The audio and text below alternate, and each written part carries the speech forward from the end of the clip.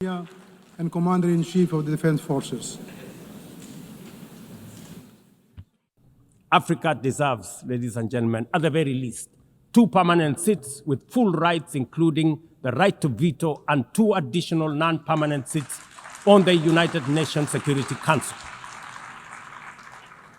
As we mark the 80th anniversary of the United Nations, Africa also marks 20 years since the Ezulwini Consensus and the Sirte Declaration, the 2 historic milestones that establishes the common African position on UN Security Council reforms.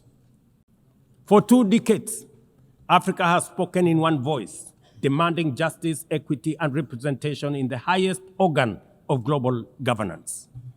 This demand, however, continues to be ignored, deferred, or endlessly debated to the detriment of both Africa and the legitimacy of the United Nations itself.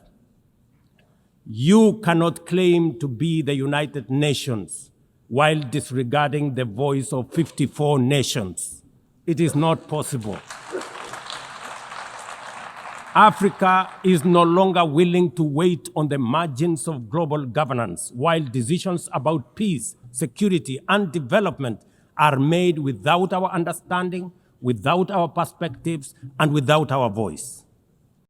Africa's exclusion is not only unacceptable, unfair, and grossly unjust, it also undermines the very credibility of the United Nations, this organization.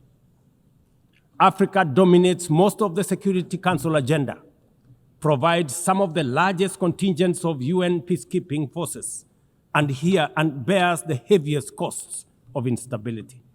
Yet we remain the only continent without a permanent seat at the main table where decisions about our destiny are made. The world must understand that reforming the Security Council is not a favor to Africa or to anybody. It is a necessity for the United Nations' own survival.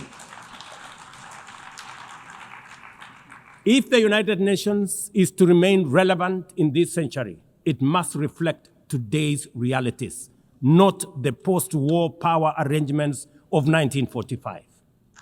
I wish to thank the President of the Republic of Kenya and Commander-in-Chief of the Defense Forces.